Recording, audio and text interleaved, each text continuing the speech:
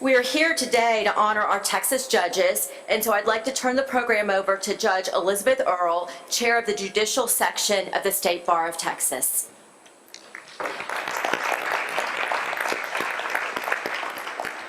Good morning.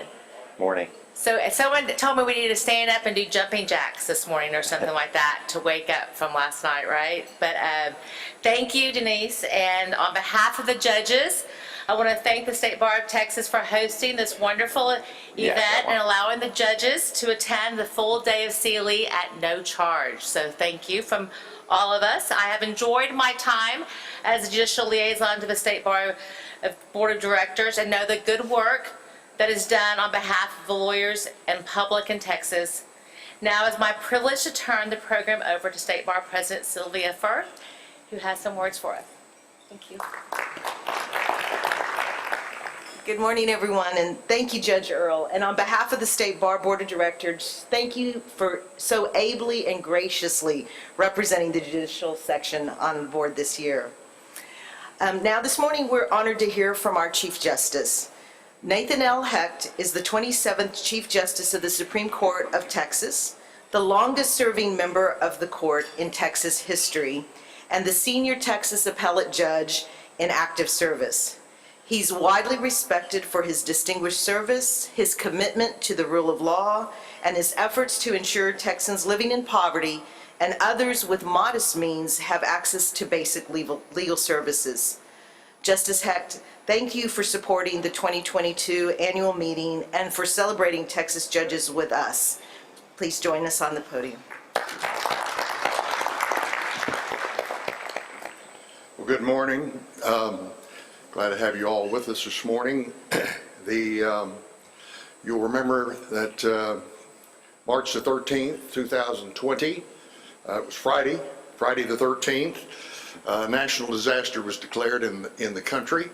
About an hour or so later, a disaster was declared in Texas, and about an hour or so after that, the Supreme Court issued its first of some 50 emergency orders to try to help the courts stay open and get through an unprecedented time for all of us.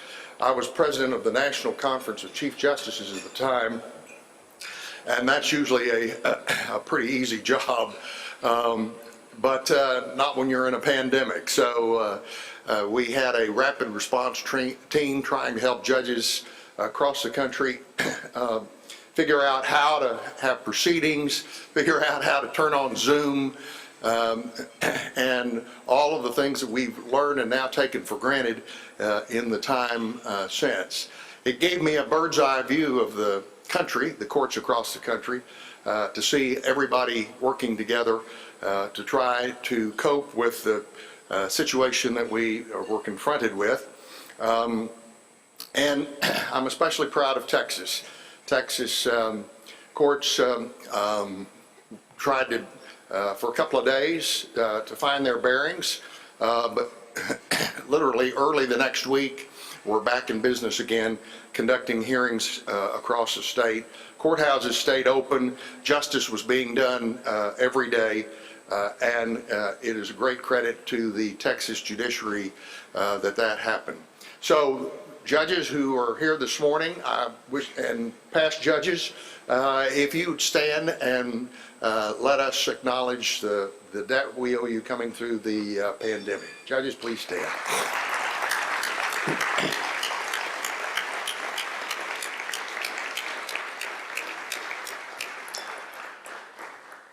We have 3 new judges on our court since we last met. Seems kind of amazing that could be the case. Did I? What should it?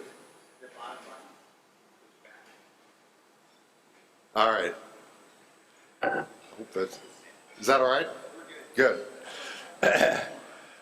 Jane Bland came to the court in September of 2019. You know Jane from here in Houston. She replaced Jeff Brown, who went to the United States District Court for the Southern District in Galveston.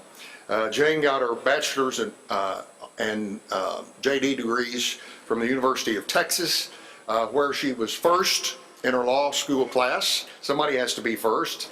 Then she clerked for Fifth Circuit Judge Tom G. and went to work for Baker Botts. In 1997, Governor Bush appointed her to the district court here in Harris County. And then a few years later, Governor Perry appointed her to the Court of Appeals, also here in Houston. The National Center for State Courts has an award that they give to the most outstanding state court judge in the country every year. It's called the William Rehnquist Award, after the former chief. And Jane was awarded that in 2010. So she really is an exceptional person. And besides that, while she was here, she chaired the Houston Volunteer Lawyers. Her husband is Doug, is a lawyer at Vincent Elkins, and they two of them have a son and daughter, Daniel and Sarah, and Daniel's about to be a doctor. So they're celebrating that, and Jane couldn't be here this morning. Our second new judge is Rebecca Osperu Huddle, who came to us in October of 20 for Paul Green, who retired. Rebecca is a first-generation American-born, raised in El Paso. She took her BA at Stanford and her JD with honors at University of Texas.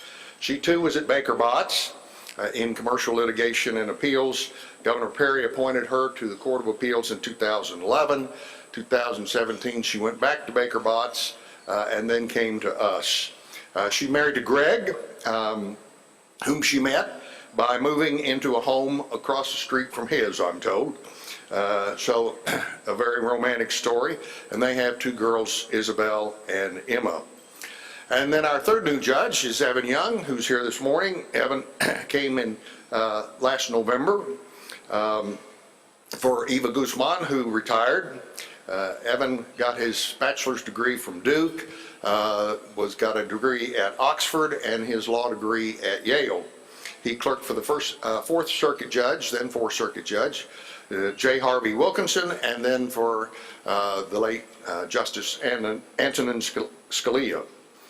He was at the Justice Department for a while and went to Iraq for a year to help them, and then returned to Baker Botts. There's a pattern developing here. 3 Baker Botts lawyers, where he was chair of the Supreme Court and constitutional law practice, arguing many cases in our court and the U.S. Supreme Court. His wife, Toby, was counsel to President George W. Bush for a while, and more recently, law clerk to Justice Gorsuch on the U.S. Supreme Court. So those are our 3 new members, and we're very pleased to have them. And I'm especially pleased because they vote right most of the time, and so we've got a great court. I'll tell you a little about the docket. Our docket is down just a little bit, about 10% from 2019. It took a bigger hit right after the pandemic began, but we'll issue about the same number of opinions this term, which ends 2 weeks from today. And we're on schedule to have opinions in all of our argued cases issued 2 weeks from today for the 8th year in a row. Statewide case filings are down quite a bit, 6% from 2020, but 21% since 2019. So we decided about 8.9 million cases in 2019. We're going to decide about 2 million less than that, about 6.9 in the prior year. And things are pretty much, filings, as you've heard, are down across the board. Landlord tenant cases are the lowest since 2000. Debt cases are going up. They didn't for a while. But now they're about a third of the civil docket in Texas, so that's a phenomenon that's happening across the country as well. Family cases are trending up. Misdemeanors are the lowest they've been since 2007, so just not a lot of misdemeanor filings. Felony cases have remained fairly stable. I mentioned landlord-tenant cases. Texas had an eviction diversion program, which the governor helped the Supreme Court start, and using federal pandemic funds, we had a very successful program. I think it was the most successful in the country because we spent all the money early and put it to very good use. We did so well that the current administration, federal administration, sent us some more money. So I don't know how many good things Texas has gotten from this administration, but it's probably a pretty short list, and that was one of them. And we put that money also to good use in diverting tenants from and landlords from the eviction courts. We've got some backlogs, so that's to be expected. The courts of appeals are completely caught up, and they've worked very hard to get there. Their filings are down a little bit, but it's through just very hard work that the courts of appeals are clearing their dockets. The trial courts, it varies. Juvenile cases are completely caught up. Family cases are about 92.34%. Civil cases are about there as well. The real problem is in the criminal courts, which have been impacted by not being able to have jury trials through the pandemic. But they're working very hard too, and it kind of varies across the state. El Paso is completely caught up. Collin County is completely caught up. And you remember El Paso was pretty hard hit by the pandemic at various different times. So that's really a testament to their hard work out there to stay on top of their docket. Digging out of the backlog is not just the responsibility of judges. We need the bar's help as well in cooperating with helping move proceedings along and trying to make the courts operate as efficiently as they can. In the second call session of the legislature last fall, they passed Senate Bill 6, calling for bail reform in the state. It's a very complex bill, and it requires two big things. One is, I guess three big things. Complete computerization of the bail setting system requires that secondly, requires that a report be made of every bail order and reported to the Office of Court Administration. So far, they have about 78,000 of those, even though the program has only been in effect since April the 1st. So it's operating. It's very complex. Judges are being trained on it. And for the first time in Texas history, judges have available to them the complete criminal background of defendants who are before them to use in trying to determine the appropriate amount of bail to prevent flight and return to the court settings, as well as, of course, violence after while released. So we're making a lot of progress there, and it has taken an enormous amount of effort. The Office of Court Administration, you can imagine, to completely computerize the courts in Texas in setting bail and giving magistrates availability to all of this. So it's really a remarkable feat, and it'll be fascinating to see how it continues to roll out. Senator Huffman here in Houston was the sponsor of Senate Bill 6, and she, in my view, is to be commended for really helping the judiciary with bail reform. As I mentioned earlier, we've had several emergency orders from our court, and The philosophy that the court sort of followed and developed as we went along was to immediately give judges as much flexibility as we could give them in adjusting deadlines, procedures, statutes of limitation, everything to try to help cope with the issues that lawyers and parties were having because of COVID. Then we had to move toward encouraging judges to protect lawyers and parties that are involved at the courthouse. Everybody from security and staff and clerks at the courthouse to, of course, parties and witnesses and interested people who were coming in for proceedings. The courts don't generally deal with health officials. And many of our trial judges didn't even know who the local health official was. They had no reason to. And so this was an effort to try to coordinate and bring us together and learn from the health experts about what was going on and how we could adjust to it.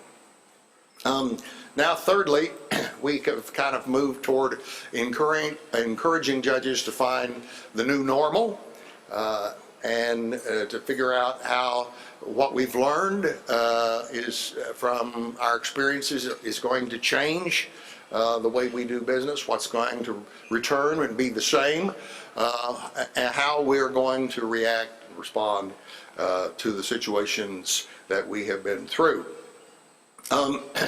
And I guess probably primary on your minds in that regard is what to do about remote proceedings. So I said we immediately learned Zoom. I thought Zoom meant to hurry, and lo and behold, it means something else. And now, you know, how many days go by without you sitting on the computer screen watching the boxes and trying to get things done? It's completely been a sea change in our procedures. So will we keep remote proceedings? Will we change them? What will we do going forward? It's complicated. And so remote proceedings work very well in many circumstances. Probate judge called me last night and was telling me that he frequently has a couple dozen prove-ups, proceedings in his court, and before the pandemic that might take him all morning to get through all of those, and now he handles them in less than an hour. And people can call in, get in on their computer. It's very much more efficient. People don't have to travel to the courthouse for that kind of routine, important proceeding, but one that does not involve a lot of confrontation in the courtroom. So that's a place where we should keep it. That's an easy one. In family cases, the judges report that remote proceedings increase participation enormously. Judge Miskell up in Collin County says sometimes as much as 80%.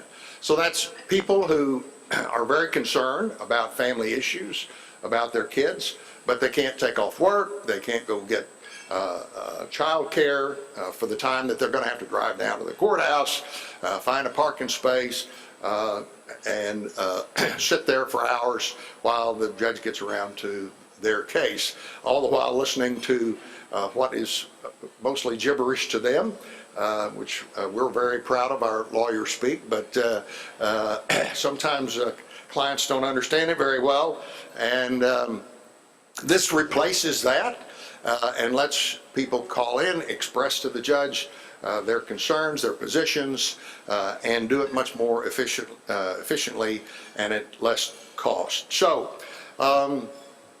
that's another area where we can use remote proceedings. We've tried remote jury trials. That can be done. Texas has, I think, tried more than any other state, and it's possible to do it.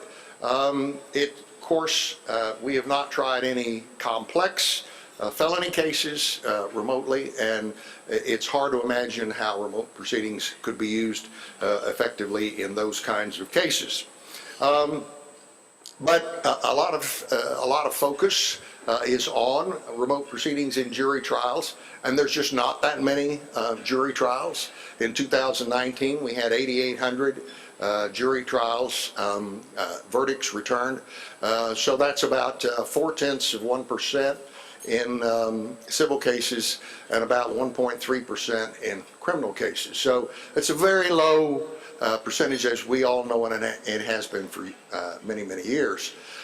So that's, if we can shift from thinking about how to conduct those kinds of proceedings and how to get them back in the courthouse, while we're worrying about some of the other kinds of proceedings where being remote is actually a benefit, then that will be our goal. That will be our work. The court has a lot of input on this, and we welcome all of it. TTLA has written us, TADC, ABOTA, the Rules Committee for the court, the Judicial Council, the Family Bar, the Appellate Bar, and we want the output to be as helpful to the justice system as it can be. So we encourage you to send me a letter if you like, drop me an email, and it'll be in the process and be considered. And then when we do come up with something, which I hope will be shortly, then we'll circle back around and get your thoughts on that. So we want that to be a very give and take process. Just a couple of other things. The judiciary will ask for an increase in compensation in the next legislative session.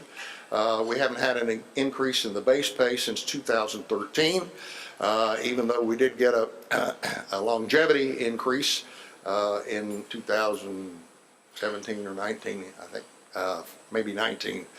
So we'll be looking for that, especially as judges, like everybody else, confronts inflation.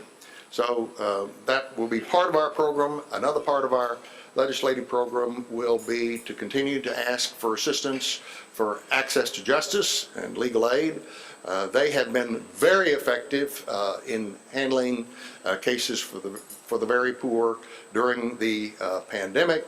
The federal funding for Legal Services Corporation is the strongest it's been in my lifetime, which is getting along.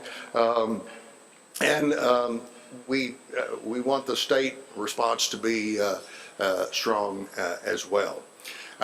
Just so you'll know, the Supreme Court has a Judicial Commission on Mental Health, and we're very engaged in mental health issues in the bar, in the profession, as well as the judiciary and all of its component parts. And mental health really affects everything the justice system does. Criminal cases, probate cases, civil cases, juvenile cases, all the way through frequently have mental health issues. And of course, as you've heard in the press, during the pandemic, there's a real concern about wellness in the profession, and we want to be sure that we confront those issues effectively. We created the Judicial Commission on Mental Health a couple of years ago. The Court of Criminal Appeals joined with us. First time we've ever done anything together since 1891. You know, it's time. So we did that, and it has been very effective. And the southern states had their mental health conference in Austin a couple of months ago to share what they have learned and to learn from us.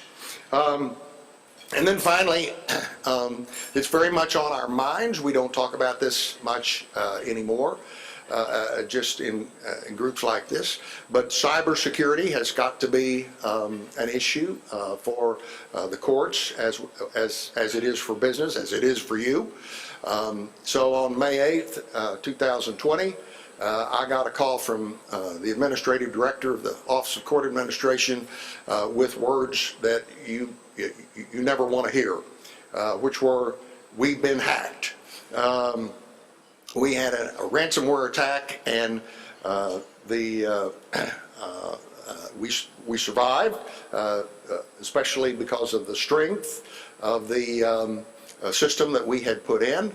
We've learned a lot from that since, but we're having to continue to learn. So there's a lot of that going on behind the scenes in the courts to try to increase the cybersecurity in the justice system.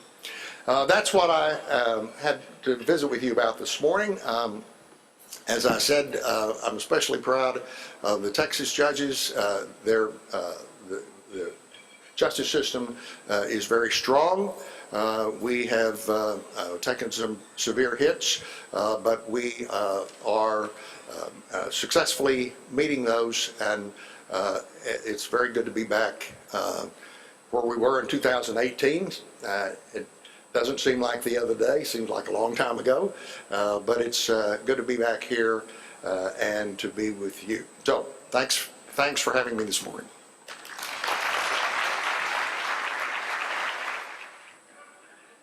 Chief Justice Hecht, thank you for all you do for the legal profession and for your support during this week's events. Now, it's my pleasure to introduce this morning's keynote speaker, Corban Addison. Corban is the internationally best-selling author of 4 novels, A Walk in the Sun, The Garden of Burning Sand, The Tears of Dark Water, and A Harvest of Thorns, all which address some of today's most pressing human rights issues. An attorney, an activist, and a world traveler, he lives with his wife and children in Virginia. Corban will be discussing his new book, Wastelands. Please join me in welcoming Corban to the stage. It is such a pleasure to be here. You know, when I received this invitation, 2 thoughts struck my mind nearly simultaneously. The first was the honor of it. Though I'm not from Texas, I know that Texas is home to many of the greatest trial lawyers in American history. You all, I imagine, could reel the names off your list, but people like John O'Quinn, Fred Barron, Lisa Blue, and Mark Lanier. Now here's a name you might not know, Mike Keskey. By the time I'm done today, you'll know who he is, but if you want to know why I believe he deserves to be on that list, you'll have to read my book. The second thought that was the humor of it, and I love this because I saw the plates today, the cosmic irony of being invited to give a breakfast talk about a bacon lawsuit. Now, for those of you bacon lovers, don't fear. I'm one of you. I'm not going to try to convince you to kick the habit. However, I wouldn't be surprised if by the end of my talk about the Wastelands, you might find yourself in the grocery aisle next time making a different decision about who you buy your bacon from. There's a place in North Carolina, the locals call it Down East. It's about halfway between the capital city of Raleigh, the leafy college towns of Chapel Hill and Durham, and that glittering coastline of the Outer Banks down to the port of Wilmington in the east. It is a coastal plain, flat as a pancake, the remnants of an ancient sea. It's defined by open roads, sandy loam soil, these gorgeous loblolly and longleaf pine trees, and these days it's defined by thousands of these large-scale factory hog farms. Now, it was not always this way. Hundreds of years ago, eastern North Carolina was the home of bright-leaf tobacco. But somewhere in the 1950s and 1960s, tobacco hit a slide economically, and a lot of tobacco farmers found themselves asking an existential question. How do we keep our family farms when tobacco isn't profitable? They were looking for a savior.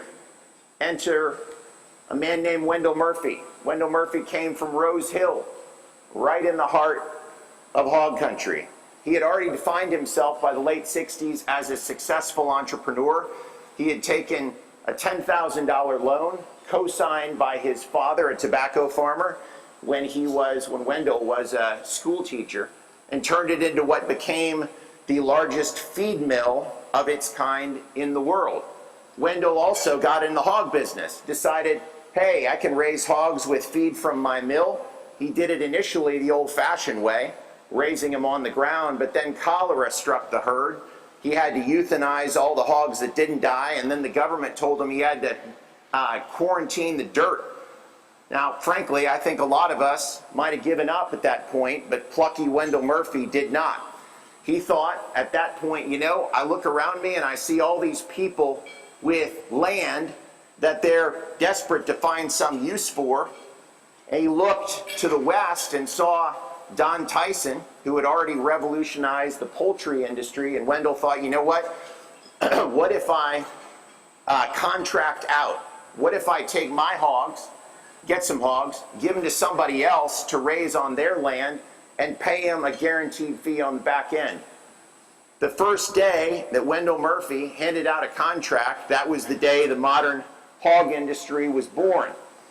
But Wendell's contracts it presented an initial problem, which is, how do I maximize my yield and the yield from my contract farmers? He realized that growing hogs on the ground in small herds wasn't going to be great for business. And so he looked once again to Don Tyson and said, you know what if I put these animals in a barn?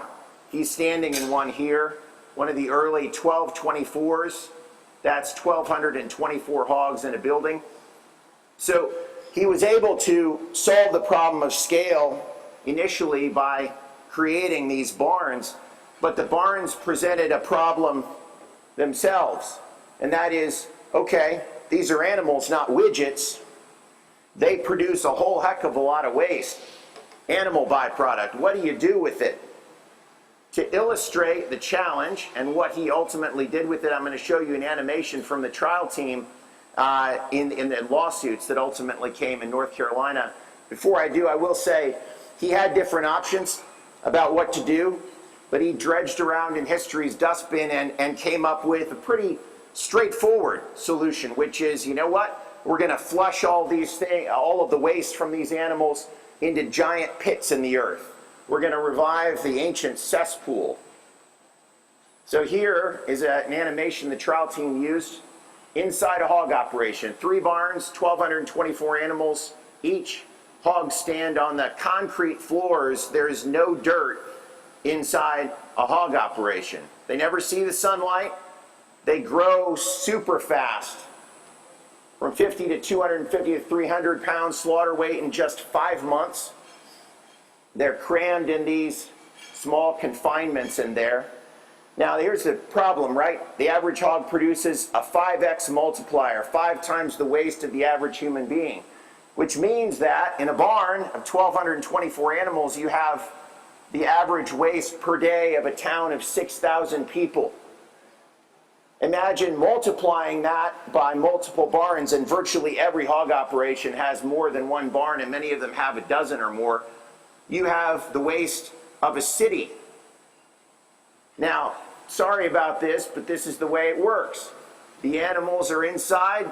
There are slats in the concrete floor. The waste falls through them, gets flushed out through pipes into these large cesspools. Now, Wendell Murphy and his people didn't call them cesspools, called them lagoons. A little bit of a distance from St. Lucia or the Bahamas, but nevertheless, each one of these lagoons has between 6 and 8 million gallons of hog waste. There were a number of different ways that the trial team illustrated this for the jury, but I love this one. It's 30 water towers, each one of those water towers holding 250,000 gallons. And here's an overhead look in Duplin County. So over here, you can see, obviously, that's more than 3 barns. That's more than a dozen. You can see the cesspool. The pink area is the liquid, and the dark space is the sludge. Not supposed to be there. Sludge is supposed to actually be mixed in, but unfortunately, in most of these operations, there's a lot of sludge. There's one place, I found this, I took these shots myself from the height of 1,000 feet with one of the activists who's a small plane pilot. There's a place in Duplin County called Magnolia where literally from the height of 1,000 feet you look to the entire horizon and all you see is hog farms. Now, as I said, Wendell Murphy solved the problem of the scale of the waste initially with cesspools, but as you can imagine, there's a dynamism that happens when you're constantly bringing in new hogs and they're constantly producing waste, and the cesspools only have what? A defined volume. What happens when you reach the berm? Well, the idea that the early industrial hog farmers, Wendell Murphy and his acolytes had was, you know what, we've got all this land out there and waste is a fertilizer. So why don't we just spray it out on the ground? So what they did is they invented these Jurassic-sized sprinklers, these big guns. And unfortunately, I don't know if you can see it very well from this side, but they shoot this hog waste. This is not water. That's coming directly from the lagoons. They shoot it up into the air, in some cases 100 feet or more. And now, right there, it's just growing wildflowers. And in fact, in a lot of places, it's just being sprayed onto plowed dirt. There are places where it's actually growing stuff, but in many cases it's not. Now imagine what happens when you spray it up in the air like that. A lot of it falls down. Some of it stays up. Where does it go? Well, in the early days, that wasn't a problem for Wendell Murphy and his contract farmers. In fact, it was such not a problem that the industry absolutely exploded.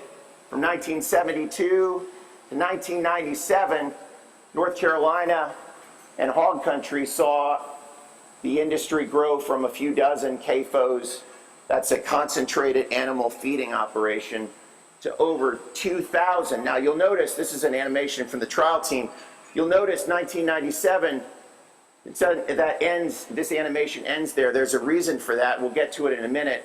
This was the point at which the legislature decided to do something at long last about the problems created. But again, at this moment in time and today, there are more than 2,000 hog CAFOs in eastern North Carolina. Now, Wendell Murphy, for the most part, for virtually everyone in eastern North Carolina, and frankly the whole state, he was considered a favored son, a hometown boy made good. He was a hero. There was one constituency, one group of people that he didn't really ask permission or really ask for feedback from. And they were the people who lived next door to these hog operations that descended from the sky onto the old tobacco lands as if like alien ships. Here is a community, the artist community in Pender County. These folks have been here for a lot longer than this hog operation. And these communities, and here's just a crazy shot of the spray field literally next door to these people, and the spray being directed up in the air in the direction of their homes. They live literally right down the road from this gigantic cesspool and these barns. Now, there's something unique about the communities in eastern North Carolina most affected by hog operations. As I said, this is the remnants of the world that King Tobacco built. That means that it is right in the heart of the Black Belt. And in fact, studies have shown that black residents are 54% more likely to live within 3 miles of a hog operation in North Carolina than non-Hispanic whites. And if you control for density, and rurality, in other words, the places where there are highest density of black people in the most rural areas, that multiplier goes up to 300%. There are 9 million hogs in North Carolina and 10 million people. That basically means that if we all went vegan, they could just hand them out to every person as a pet. If we zoom down to Duplin County, every one of those red dots is a CAFO. There are roughly 2 million hogs in Duplin County alone. That's 35 hogs for every human being. Now I got this map from the Waterkeeper Alliance, and I want to ask you to look, if you can see it, what do you see topographically that's all around and through hog country? Rivers and streams, waterways. Now ask yourself what happens when a hurricane blows through. We'll get there. But before we do, we have to show you what happened to Wendell Murphy. He lands on the cover of Forbes magazine in 1997. He made $1 billion by reinventing the hog industry. Unfortunately for him, in 1998, he hit a storm that even he could not handle. He didn't own a slaughterhouse.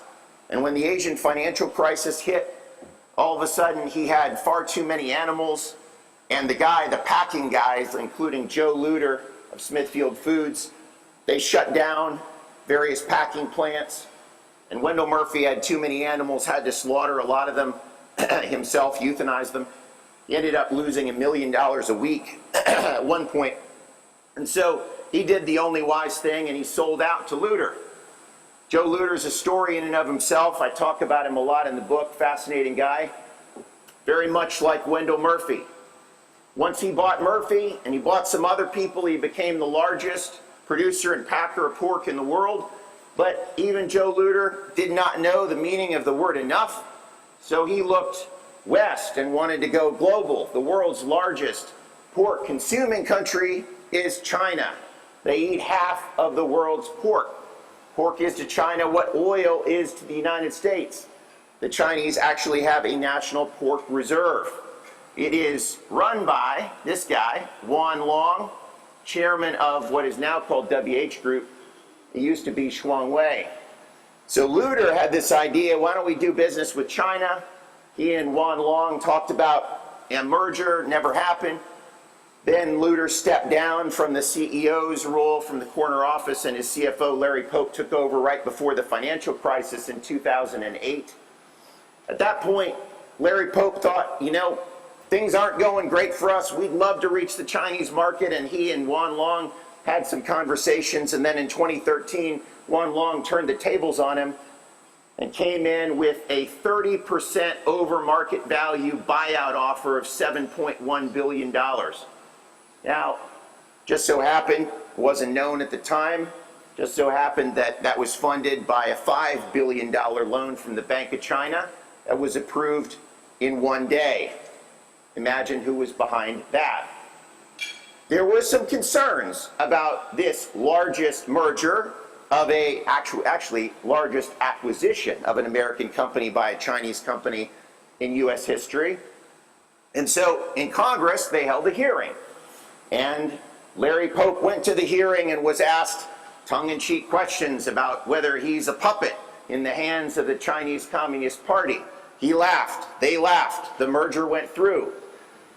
And so at the end of 2013, Smithfield went global. The world's now not just the world's largest producer and packer, but now offering this extraordinary bevy of consumer delights to everyone in the world. If we rewind the clock, not everyone was content with the riches that Wendell Murphy made and all of these great things that were happening with Smithfield. The neighbors of the hog operations, well, the hog operations didn't go away, the spray fields didn't go away, the lagoons didn't go away. Elsie Herring is one of my favorite of the plaintiffs. I got to know her really well. I was able to profile her in the book. Her family's roots on this particular land Go back to the days of slavery. Her grandfather, Emmanuel, was born a slave to a white planter, his father, and a black woman he never knew who was enslaved. After he was emancipated, the woman who raised him, his white aunt, the sister of his father, sold him these acres, the first 15 acres on which Elsie's house, this little pink house, were built in the 1890s. After that, she sold him more acres, and Emmanuel had, by the end of his life, 80 acres, and they were the family's heritage. Emmanuel had 15 children. Can you imagine that? 15 children. All of them lived. The youngest was Beulah. Beulah married a man, Elsie's father, who built this house with his own hands in 1921. And then they went on to have 15 children of their own, the youngest being Elsie. After high school, Elsie, who was tough, smart, and also black in a town and in a place with a long history of racism, followed the Great Migration, went north, lived in New York for a couple of decades, did what seems kind of amazing still to me when I look back at it. In America in the 1960s and 70s and 80s, a black woman with a high school education who was just street smart and tough as nails could make good money on Wall Street. She was able to amass a little nest egg, and then in the early 90s she came home when her mother was in her 90s, and Beulah had been taking care of the 14th of the 15 children, Jessie, who had Down syndrome. And so Elsie came home to take care of her mother, see her through the last years of her life, and Jessie as well. Elsie had no idea at that point that the world had changed. She heard when she got there that the neighbor next door, who was related to the family through the white side of the line, had installed a hog operation. Well, she didn't think about that. I mean, everybody in down east had hogs. They had hogs, the Herrings did, little hogs on the ground. Had no idea that there were thousands of hogs just past that tree line, which didn't exist back then. She didn't know, but she didn't really care. I mean, you know, neighbors are neighbors and people do what they do. It's a rural area. And then one day, Elsie and Beulah and Jessie were sitting right there on that porch when the neighbor, Major Murray, brought out one of those Jurassic-sized sprinklers I showed you, put it right next to the property line, and again, those trees were not there. That was a buffer installed by the industry after Elsie complained. The spray gun, the hog farmer went away, and these women and Jessie looked over and, what's going on? What is that thing? And then all of a sudden, shoo, shoo. And up into the air went this plume of what looked like pink-brown liquid. And the wind collected it and blew it right onto their home. They ran indoors. They shut the door. They closed the windows, which you do not do when you do not have air conditioning in eastern North Carolina in the summertime. They could not escape the odor. What was worse, Elsie heard for the first time, and she told this story until her dying day.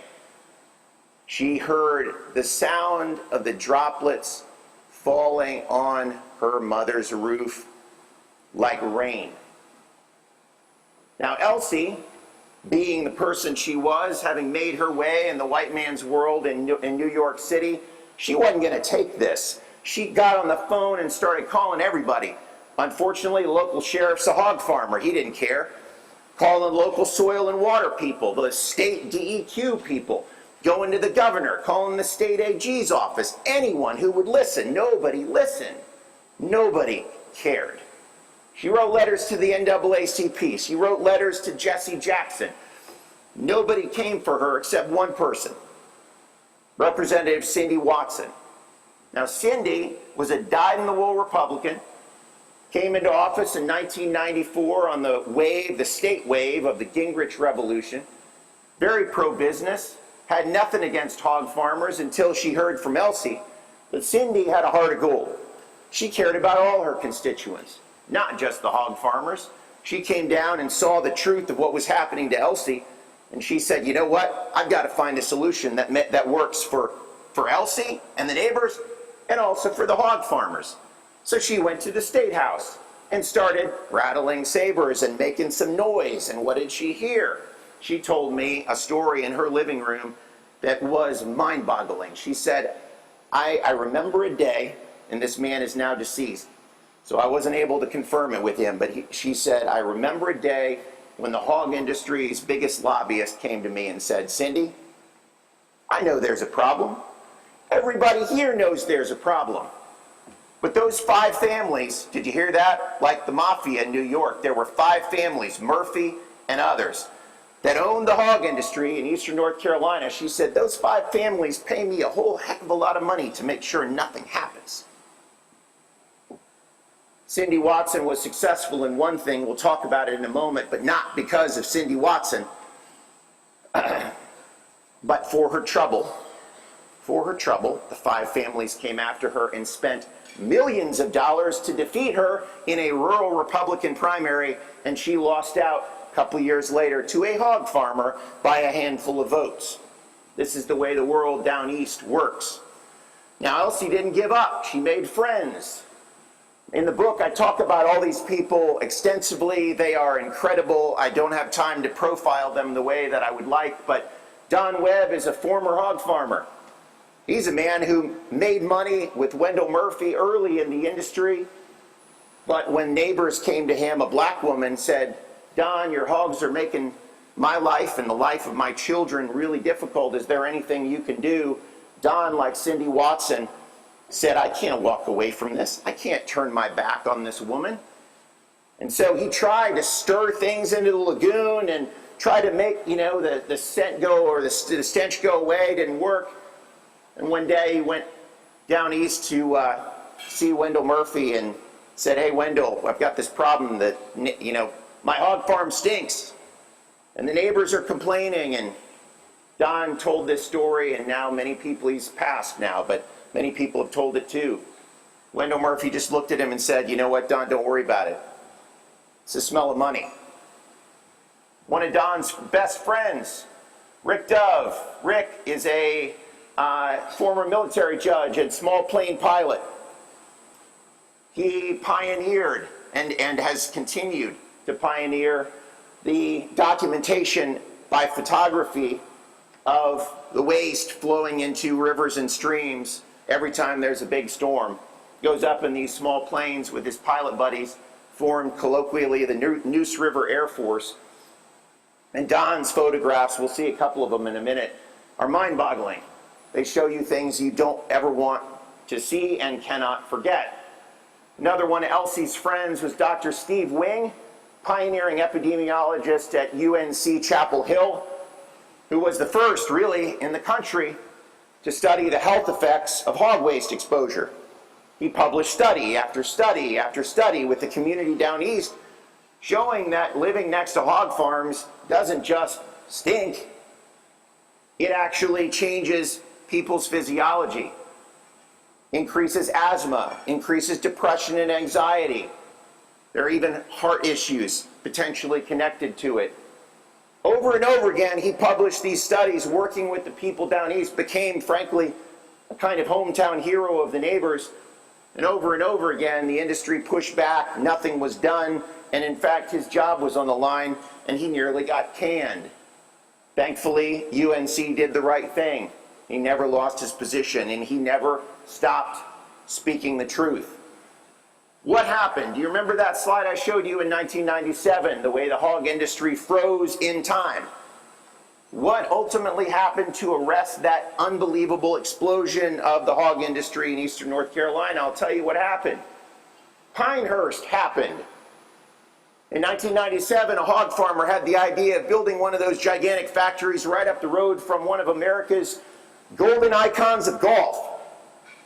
Can you imagine what happened to the good old boys in the state legislature when Pinehurst was threatened with hog odor? The golfers went after the pork producers, and you can imagine who won. In 1997, the governor, who was a former college roommate of Wendell Murphy's at NC State, called Cindy Watson on the telephone and said, hey, you've been asking us for a moratorium on new hog farms. You just asked for 1 year. I'm going to raise you to 2 years. Can you imagine? Suddenly, 1997, Pinehurst gets threatened. Even the governor's calling. So Cindy got what she asked for. The industry froze in 1997, but of course that didn't address the problem of what was already there. And what was already there was what was affecting Elsie Herring and all the other neighbors, thousands of them across eastern North Carolina, most of them black people of modest means. Mother Nature stepped in 2 years later. Hurricane Floyd blew through and dumped many feet of rain on eastern North Carolina, to the point where many of the hog farms got flooded, and flooded in ways that are still kind of hard to believe. Look at these pigs, the survivors that are standing on the roof of their hog farm after the floodwaters came. In '99, suddenly, the legislature, the governor, the state attorney general could no longer ignore the fact that the existing lagoons and spray fields were a massive problem to the whole state. Can you imagine what happened to the cesspools when that rain fell? Billions of fish died. Rick Dove went down east and actually got this crazy diabolical bacteria that killed the fish on his own hands, and there were sores that weeped with pus for many weeks. Suddenly, North Carolina had to act. They could have really put the hurt on the industry and said, you're going to have to change. But you know what? They didn't. They did something a little softer. In 2000, the state AG entered into an agreement with Smithfield. The agreement allowed Smithfield to pay $15 million, which would become, I believe, $25 million over the course of the next 10 years, to study the problem, to let NC State scientists come up with a better solution to the waste than the lagoons and spray fields. Well, the good scientists at NC State did their job and came up with super soils. Multiple iterations over multiple years, they made it cost less, showed that it would deal with the odor, showed that it would, well, treat the waste in a civilized manner in the same way we treat our own waste as human beings. What did the industry say? Well, the industry done what the industry's always done. They packed the economic subcommittee, which ultimately had the final say on whether the agreement would force Smithfield to adopt the new technology. And they basically said, if super soils or anything else costs us $1 more than our medieval cesspools and spray fields, it's not economically feasible. And so super soils died on the vine. Basically, Smithfield was able to buy 13 years apiece with a paltry $25 million. Now, during this time, the neighbors and Don Webb and Rick Dove and Steve Wing did not give up, but they had to change their tactics. They thought, if the legislature isn't going to do any more for us, and if Smithfield isn't going to do any more for us, and if the scientists don't seem to have the power to force Smithfield to change, then we're going to have to find some lawyers to help us. So Rick Dove had the idea, former military judge, smart guy. He was like, this is a nuisance. This is the definition of a private nuisance. We need to find some lawyers to represent the neighbors against the industry. You can imagine, given the power of the industry, this was somewhat difficult. And in fact, in eastern North Carolina, Elsie told me stories of walking into lawyers' offices and saying, hey, would you help me? I mean, she's a black woman walking into these lawyers' offices down east. Almost all the lawyers were white, and they were terrified. They turned her right back around. They weren't mean about it, but they just said, hey, I'm not even going to talk to you. I go after the industry. That'll be the end of my life. That'll be the end of my practice. No one wanted to take a case, with one exception. One exception. Former U.S. Senator Robert Morgan, his hometown practice in Lillington. He was a man of great honor and dignity, And he took one case against the hog industry in the early 90s. He tried it to verdict. Unfortunately, the industry was able, in ways that I discuss in the book, to kind of undercut his expert, the one expert that could have tied the hog waste to the problems the neighbors were having. And when the expert basically went away, so did the jury verdict. Robert Morgan lost. The only trial in the 1990s about the hog industry. Now, Robert Morgan was happy to share his story with anyone who came, anyone who asked. Imagine how many people asked. Nobody asked until 2013, when a woman named Mona Lisa Wallace in the small town of Salisbury in the Piedmont, close to Charlotte, got these cases, found out about them from some folks out west, and you have to read the book to get the details, but the bottom line is she didn't know about the problem, had lived there her whole life in Salisbury, found out there are these hundreds of clients that Elsie and Don and the others and Rick had brought together over the course of years. Who would be interested in coming against the industry if we could find some lawyers to help us? There were hundreds of them, hundreds of takers. Finally, they connected with someone who not only had the conscience that they had, but who also had the power. Mona is a woman who has taken on Duke Energy, who's taken on all sorts of different corporate bad guys over the course of her career, and won. And she has been successful enough to amass a war chest to consider, at least, taking on a Smithfield. But Mona was smart. Mona is nothing if not smart. I have gotten to know her exceptionally well, and she knew exactly what taking on Smithfield would be, or at least she thought she knew, until she went down east and met Robert Morgan. She asked Robert Morgan to tell his story, and he said, Mona, please take these cases. These people need help. But beware, count the cost. My case nearly drove me into bankruptcy. Imagine what the industry will do to you. Mona went home. Her daughter works for her as a lawyer. Her other daughter's an environmental activist. Her husband is very close to everything that Mona does, and had a conversation with them, with her law partner, Bill Graham, who's mostly focused in asbestos, but has made a name for himself, even ran for governor at one point of North Carolina. And he's a Republican, she's a Democrat. They swing both ways politically, but they both have big hearts for the little guy. And Mona said, Bill, Lee, my husband, Lane and Whitney, my daughters, like, what do we do here? What do we do here? And in the end, they resolved, we're not going to walk away. We are going to help these people.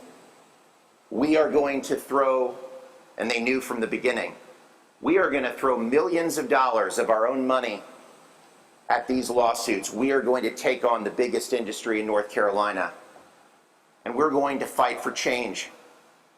At some strategic point in 2015 in the cases, Mona reached out to her friend Lisa Blue, who's from the great state of Texas. Lisa and Mona know each other from the asbestos wars, and Lisa immediately asked the question, who's going to try the case? Mona didn't have an answer. She usually associates trial counsel, or often does. Lisa had a suggestion. Mike Keski. Mike went to the University of Texas at Austin Law School, was picked out of law school, recruited by Lisa to work at Barron and Blue in the old days, basically won every case he had, and then went out on his own. Mike is not a very well-known lawyer by his own choice. Now, I'm going to have something to say about that, as you can imagine. Mike is at home in, well, a lot of places, but especially at home in the outside. This is a picture I took of him in Cedar Mesa when we went hiking on the road. He basically told me, look, you want some stories? You've got to come outside with me. Mike is at home in the outdoors under God's sky, and he is also at home in front of a jury. He is one of the greatest trial lawyers I have ever seen in action. As soon as Mike was associated, they did the next thing. What do we do with hundreds of clients? They're in federal court at this point in Raleigh. They're in front of senior judge Earl Britt. Judge Britt gives them the job of coming up with the bellwethers. So they take the communities in a really, tough-eyed way and look at who the communities would be that would be tried first. The first community that would be tried was the McKeever community in Bladen County. Their roots on the land go back to the 1920s. This is a picture that was taken after the first verdict. The second community that would be tried would be the Mcgowan Community. Woodell's roots, his family's roots on the land, like Elsie, stretched back to the days of slavery. I spotlight the Filings as well in the book because even though they came to this land in the 1970s, it was well before Joey Carter, who would become the police chief of Beulahville, built his hog barns right there. Right there. That is their fence line, and that is his spray field. Linnell Farland was the neighborhood barber. He built this beautiful little barber shop. He cut all the kids' hair until the hog brain came. Lendora, their daughter, told stories of stinking so bad from the hog brain that she would get on the school bus and all the kids would move away from her. Her mother, Georgia, told a story one day going outside and seeing little flecks, which she thought was dirt, on the clothesline of her clean clothes, and she looked closer and realized it was hog feces. The third community that would be tried was the artist community. I got to know Joyce and Willie Messick. Joyce is a saint. Goodness, I love her. Willie is a horseman. He used to ride his horses. In fact, those horses are his most prized possession. He used to ride his horses up and where that hog barn is now, the hog farm. Doesn't go anywhere near there today. Jimmy Jacobs down at the bottom, neighborhood gardener. You know what? What's beautiful about Mona and Mike is they hired the right people. They got a National Geographic videographer to come and document the community, to put these photos together and put together this video, and I'll let Jimmy Jacobs tell you his story. I'm here in the garden, I'm growing collards, chopping them out, putting dirt to them. That's just something I love to do. I grows tomatoes, okra, most of all collards. It'll be along about Thanksgiving they'll be ready to eat. In that field right there. They sprays that field right there. And when the wind's blowing, it just blows that fog right over here. Oh, that's kind of rough. Sometime I have to quit. The smell be so strong. The wind be blowing this way. That fog, that mixture fog coming off of it, blows over here. Gets all on my glasses. I just quit and go inside until they get finished. Nothing like a human face to tell the truth about a problem. The trial team knew that men like Jimmy Jacobs and women like Elsie Herring would be fantastic witnesses. But how in the world do you bring hog odor into the jury box? That was one of the great challenges. Unlike sight, sound, even taste, odor is one of these weird senses that's very hard to contain. Can't just put lagoon water in a vial and show it to the jury.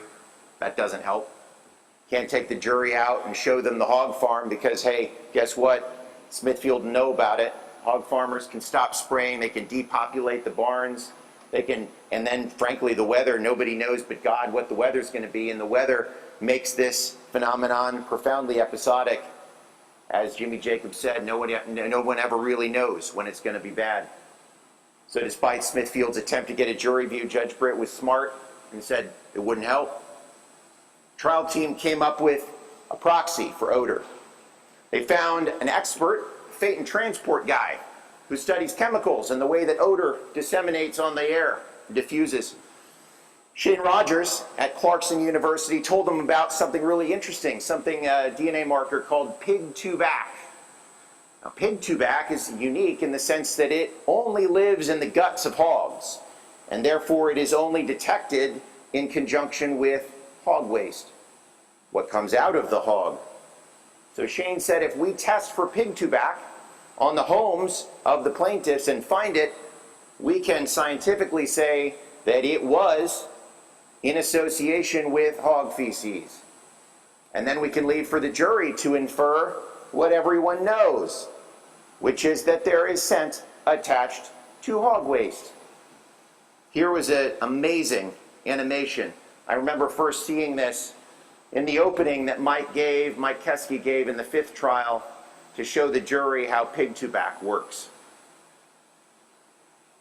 So some of it just goes up in the air, and I'll show you a video in a moment of this happening. Just goes up into the air. Some of it goes out into the pipes, into the lagoons. A lot of it stays there. Some of it doesn't. Goes up in the air. Natural process of atmospheric mixing. Then you've got the spray fields. A lot of it lands on the ground. Some of it doesn't. Wafts through the air. Invisible. Undetectable. And lands on things like trees, houses, rooftops, walls, bicycles, cars, clotheslines, and children's swing sets. Shane Rogers tested the neighborhoods and found pig-2-bac everywhere, including inside one person's kitchen, on her countertop, and on the top of her refrigerator. The videographer was able to capture this in one visit to a hog farm. On a particularly moist day, he actually was able to capture the phenomenon of the warm air rising from the barns and showing that to the jury in conjunction with the pig-2-bac animation made it come alive. This is simply what happens naturally. We might not see it on most days, but it is real. There were other elements of the nuisance. There were trucks. Smithfield would run their hog trucks every hour of day and night without any warning. Oftentimes going right by Jimmy Jacobs' house, like about 20 feet away from his bedroom window at hours like 2:50 in the morning or 4:47 in the morning. So the trial team said, hey, we're going to set up deer cams. We're going to capture these trucks.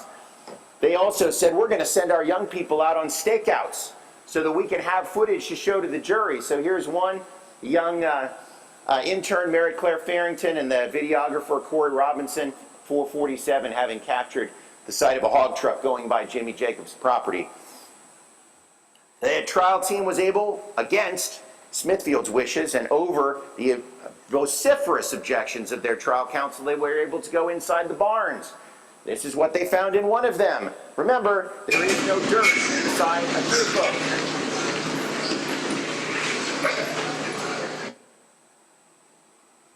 Now, lest you think that those animals are dumb, the average hog is smarter than the average dog. Can you imagine treating your favorite family pet that way, allowing them to wallow in their own waste to the point where they literally no longer have visible skin? Mike Keski then had the joy of deposing the Murphy men. I call them the Murphy men because they are the heirs of Wendell Murphy, despite Wendell having sold out to Joe Luder and Smithfield having sold out to the Chinese. The Murphy men were deposed, and Mike was able to, well, take them apart.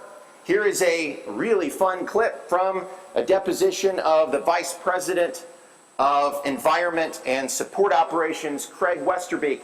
Just to set it up, Mike had showed Craig all the studies that have been done about hog waste exposure on human beings from Yale and UNC and various other places. And this is what Craig had to say. Sir, can Murphy Brown name for me a single scientific article published anywhere in the world's literature that says hog operations do not pose a health risk for neighbors? Can you name me a single one? Does anyone exist? In all the years from 2002 to today, has anyone ever published that study? I think what we Yes see or in no? these studies, I can't answer that question yes or no. I think Either what a we study see exists or it doesn't. No, I think what we see in these studies is trying to prove that something exists that I think folks that live in these communities and otherwise know doesn't exist. Tell that to Jimmy Jacobs and Elsie Herring and hundreds of other people. Denial, denial, denial. Doesn't exist, doesn't exist. Well, while the trial team was getting ready for the courtroom, the industry took their noise to the streets and the legislature. They were successful in redefining the 400-year-old definition of nuisance. And they nearly were able to apply it retroactively to the existing cases and gut them while they were waiting for the first jury. The story of that is hard to believe that it could happen in America, and yet it happened, and it's in my book. They took to the streets. They had rallies on the State House steps. They brought out the heavies. They brought out the agricultural commissioner. They brought out the lieutenant governor. They brought out Representative Jimmy Dixon, who's a really lively character, a bit of a caricature. The folks down east, and sadly, and I have absolutely nothing against the neighborhood hog farmers, many of them are treated like sharecroppers and hate the industry, but they won't speak out about it. And the industry has been very successful in using them as a human shield, even creating a grassroots organization called NC Farm Families to rally the growers to the war. And the growers respond, and they put out signs in the neighborhoods of these plaintiffs while the cases were going to trial. Stand for farmers. Keep them making bacon. Shut up or move. Can you imagine being a black person of limited means in eastern North Carolina and seeing that on the side of the road, and seeing these rallies at hog farms, and seeing all of the people in political power telling you that you are about to destroy the state? That's what they were saying. You're going to ruin the economic engine of eastern North Carolina. Who are you? Despite these headwinds, the trial team brought 5 consecutive cases to verdict in federal court in Raleigh. Couple of highlights. I hope that you read the story because it's truly fascinating. I didn't make any of it up, and I thought many times that I couldn't have written it better had it been a novel. Lisa Blue had the idea of creating a papier-mâché hog, covering it in dirt, and bringing it into the courthouse and showing it to the jury. That you can imagine the kind of spectacle that was. This gentleman, I cannot possibly say enough about his character. He became Steve Wing. Steve Wing, the epidemiologist, sadly had passed away from cancer right before the first trial. He gave a de bene epi deposition, and that was the opening witness for every single one of the juries. Tom Butler was the closer. He was the anchor. Tom Butler is a hog farmer, still to this day. Not with Smithfield, with one of the other smaller integrators. Tom is the only hog farmer, the only one in the entire state that I'm aware of who has ever been willing to speak against his own interest and put his contract at risk by telling the truth about the odor and about the nuisance. Tom was willing to actually sit in the witness chair with his bosses on the front row and the entire industry and the politicians behind him and tell the truth to the jury. I saw Tom a couple of nights ago. I wish I could say differently, but he is in ill health and may not live much longer.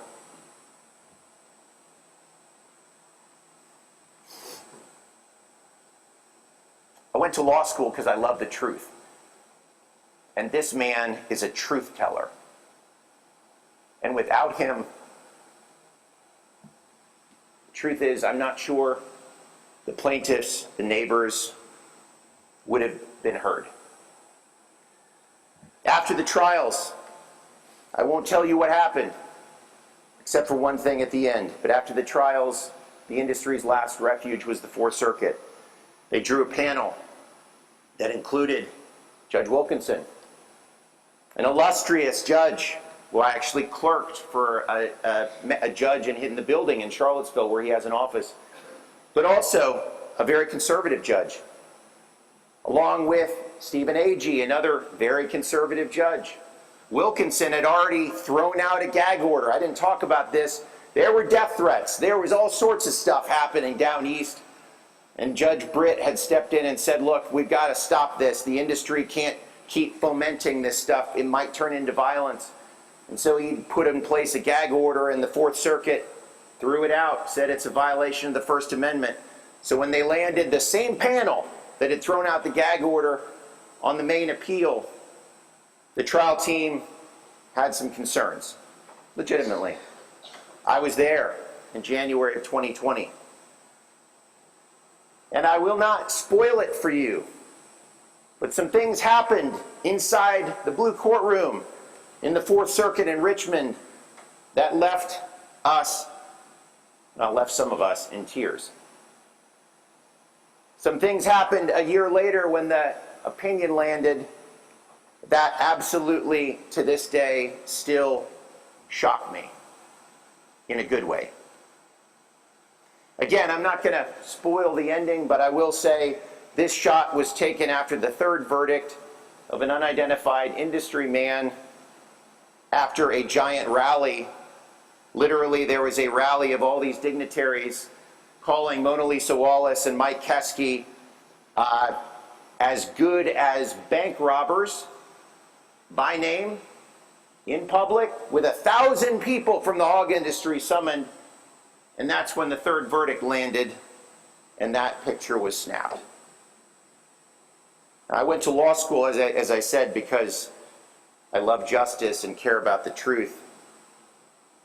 It's my hope that you will take a moment, a few hours, and read this story, because like we all had the experience when we went to law school, there's nothing like a great case to capture your moral sensibility and your intellect. There's nothing like a great case to make sort of unforgettable points. Well, I can tell you right now, this is a great case.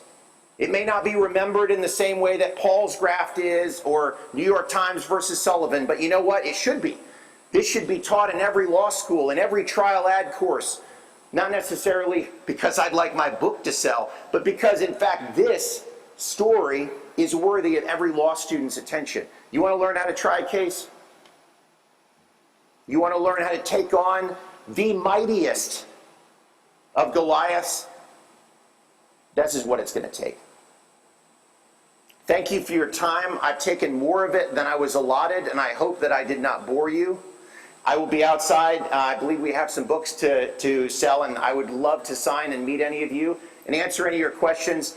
I could have gone on for 2.5 hours like Mike Keskey did in his opening. There was so much more to share, but I'm going to wrap up now. Thank you so much.